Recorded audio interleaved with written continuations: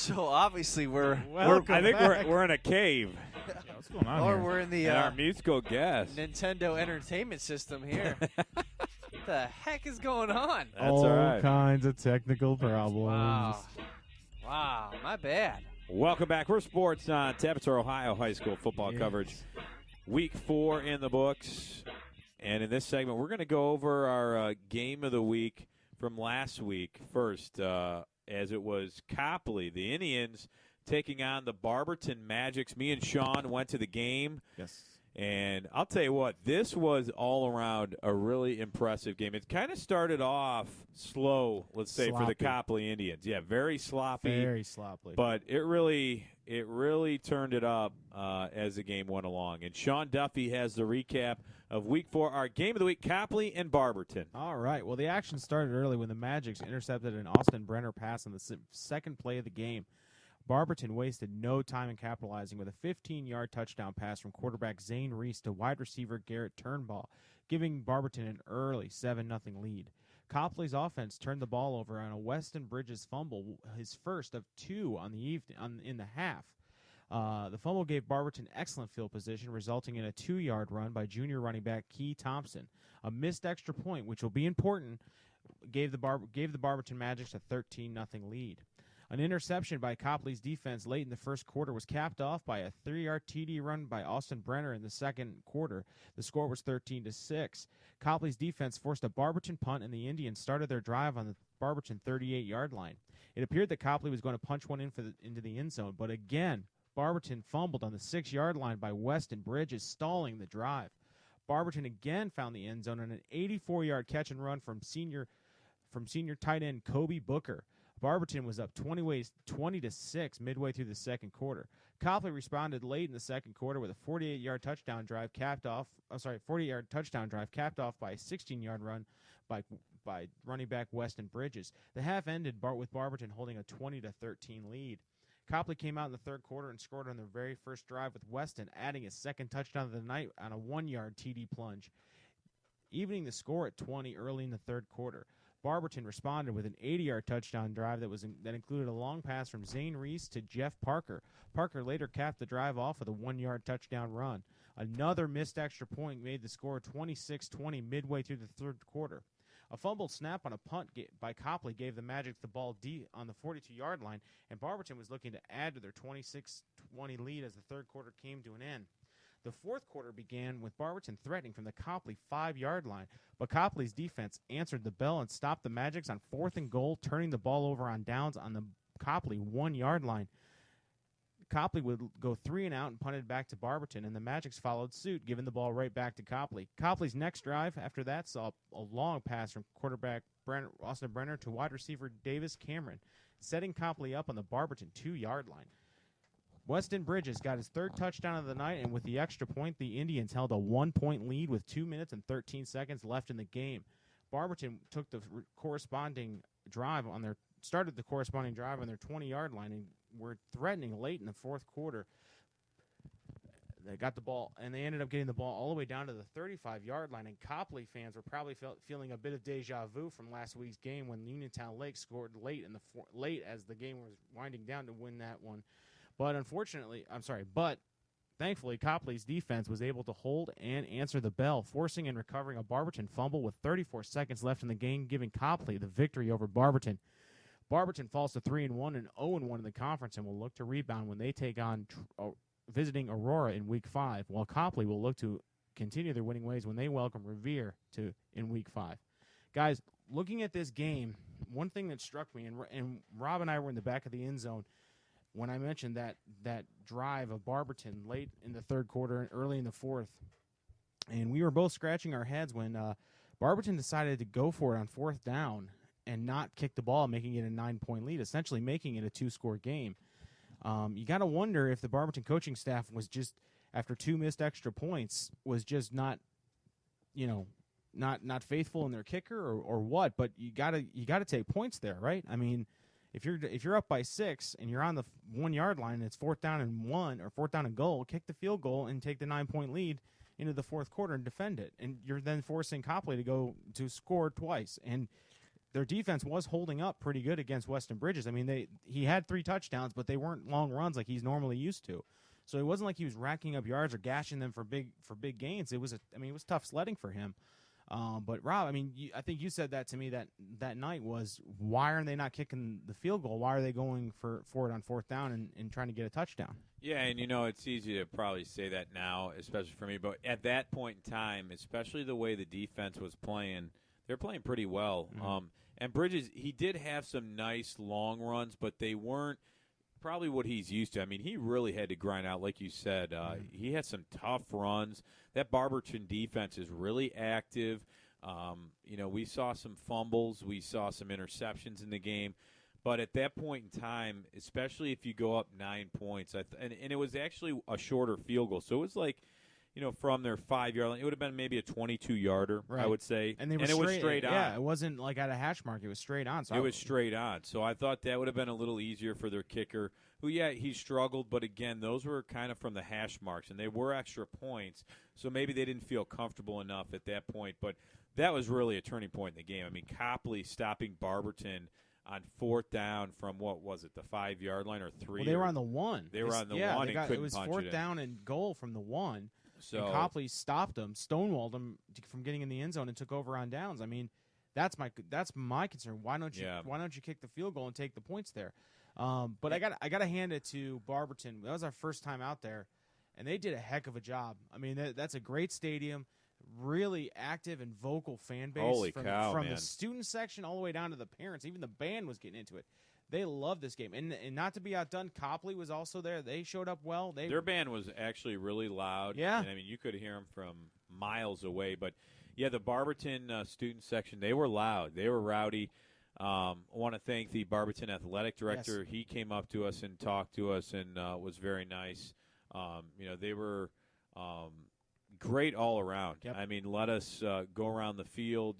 They had obviously food and drinks in the press box, and it was overall just a great, exciting game. But I mean, the facility there at Barberton is phenomenal.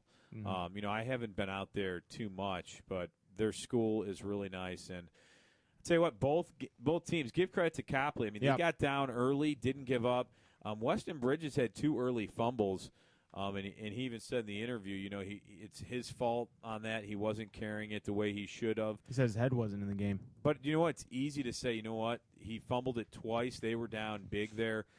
That's it, and be down the rest of the game. He put it in back of him. Look, he played defense. For the first time ever. And we have that on our video highlight package where he covered the guy. And, I think the Barberton wide receiver wanted a little pass interference, but that was pretty good coverage. That was one where, for a guy that's never played corner, he did the best. He did a great impression of a cornerback, but he may have gotten away with one. But it wasn't. Well, and let me say this: if the Browns referee was there, he would have for sure called the pass interference. It'd have been 15 yards and ejection, I think, if the Browns just forget it for the way he got up and he was happy about playing well. But you know what? It was a great game. Copley came out with a victory, and I'll tell you what, they're going to be really that's a very evenly matched game, and I think we'll see both those teams really bruising it out in the end. I was really impressed with Copley's ability to not fall into, and this is a testament to the coaching staff, not fall into that mentality of here we go again. Because last week, Uniontown Lake drove it right down the field and scored with like 2 seconds left in the game, and we were on the Copley sideline for the second half, and that's all they were saying. And in fact, I think one of the coaches or maybe the athletic trainer comes up. He goes, "I can't do this 2 weeks in a row," as Barberton is driving, and there but for a fumble, and it was a really good play on Copley's part. Unfortunately, the guy from Barberton just couldn't hang on to the ball and fumbled it, and Copley jumped right on it. But Barberton had no reason to hang their head. They did a very good job, played very well. I was very impressed with quarterback Zane Reese. I think he had a throwback pass where he made a really nifty move. It's on our highlight package and took it right down the field, which was really impressive. Running back Key Thompson had a really good night. He was I think he had 2 touchdowns on the evening, maybe 1 or 2 touchdowns. So he did a very good job, and it was an all around effort. The defense was really good, but unfortunately Copley just found a way to win that game.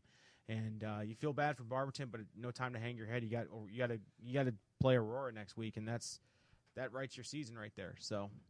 And just a quick reminder, if you would like to see our video package to go along with our stories that we wrote for the game, just head over to neosportsinsiders.com. You can also check out our videos on our Facebook page, facebook.com @SOT Podcast or /SOT Podcast, and also on YouTube. All of our stuff gets uploaded to YouTube, so you can check it out there also. And a reminder that during the games, we are updating our Game of the Week on Facebook, so make sure you follow us at SOT Podcast on the Twitter, and then you get all the in-game current updates along with some videos and stuff along those lines. Nice job. Josh Jeffy, everybody. Thanks. Hit it out of the park. Selling, baby. Well, I think we need a drum roll, please. Is our Sports on Tap Game of the Week for this Friday. Wait, hold on. The helicopter has landed. You know what? Score. I like You asked for drum roll. Wow. I gave you a drum roll. that was impressive. See, this is what We happens. don't claim that. We do not claim that to be our own. That is all Fox 8 for Oh, yeah. No. Trademark. And listen, everyone on Friday nights, we're on the same team here. We tweet our scores to Fox 8. They retweet it for us. Same thing with Channel 3. So we're all one good, healthy family here. I That's didn't. right. I didn't do that last week. I didn't know to do that. That's right. You did your You best. did fine. I mean, Okay, I'm just saying. When I None was, of my stuff went to Fox 8. Listen, I was at the I don't get Indians my stuff game either. supporting the Tribe as they were just demolishing the Tigers. Boo. I was following you guys on Twitter at SOT Podcast, and I was seeing the updates of the game. Sean, you did a very good job in my absence. Yes, and I was even able to write an article after doing Yeah, that. Too. as good. Listen, as good as you did, I do better. But Right, that's still not. right. No, But you only Jesus. have. I'm But you kidding, only I'm have one kidding. responsibility. Yeah, no, You got no. one job to do. You have one job. No, you did a really good job. Both of you guys did a really good job, and Thanks, man. with having a man down. Big for the shout week. out. Wait, I want to give a big shout out to Rob because Rob probably got like 18,000 steps on his Fitbit going back and forth. Dude, with that these that games. was a game we 'Cause were he running. is- we were. But that he's game. he's in after 4 weeks of doing this, Rob has a move where he just weaves his way in between these like high school kids wearing shoulder pads. It's the fun. Like if you're Yeah, ever down Football there, players, yeah, they're Yeah. called football players. well, yeah, but these high school. I mean, they're bigger than Rob is at some point. I mean, a couple of them. Dude, if you got to just go with authority. I mean, otherwise I'm not going to get the highlights. If I the mean, Browns are looking that for easy. a guy to Throw the ball, Brock, we do or it. to run the ball back or to At this rate, we're all going to get a chance to be Yeah. Browns Seriously. quarterback this week. my tryouts on Thursday. What about you guys?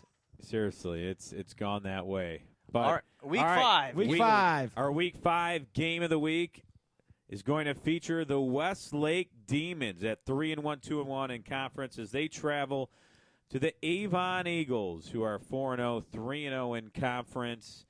And we'll have the full story. We'll have video highlights, interviews, pictures. It'll be covered on social media. So if you want live video updates, pictures, scores, go to @SOT Podcast on Twitter and start following us, and we will have all the updates as we have everything right there for you. And it's going to be great, really. It's going to be a fun game. Westlake has really turned around. Jason Hall, the head coach there, Trey Bylois, the quarterback for the Westlake Demons. And you have so many great athletes on Westlake.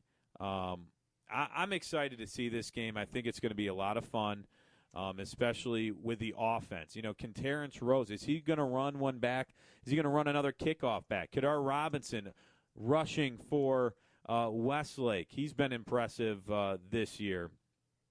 Let's go to Avon. You have quarterback Matt Malloy. He's really been an everything quarterback for Avon. He just doesn't make mistakes.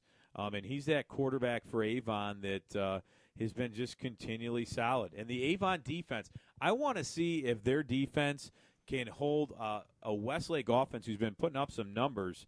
If you remember, Avon's defense had 2 interception returns for touchdowns against Midview. That's against Dustin Crum. Now, Trey Bylois has to just, not turn the ball over. Yep. And I think Westlake has a pretty good shot. It's going to be a tough game. Avon's always at the top in the conference. Mason McLemore, and actually it's Ryan Malloy who is their quarterback there. So I'm excited because this is our first Southwestern Conference game. Mm-hmm. We did Suburban League last week, so now you got Southwest Conference and playing conference games this week too, so it's about time we got around to it. Yeah, no kidding. But Yeah. I think we picked a good one. Hopefully it's gonna reflect it. We're doing well on picking games of the week so far. Let's recap of the other respective games of the week. Okay. In the Suburban League National Division, it will be Cuyahoga Falls, led by quarterback Nate Vassilotti, taking on the Wadsworth Grizzlies, led by quarterback Joey Bachman. And in the Suburban American League, it'll be Aurora traveling to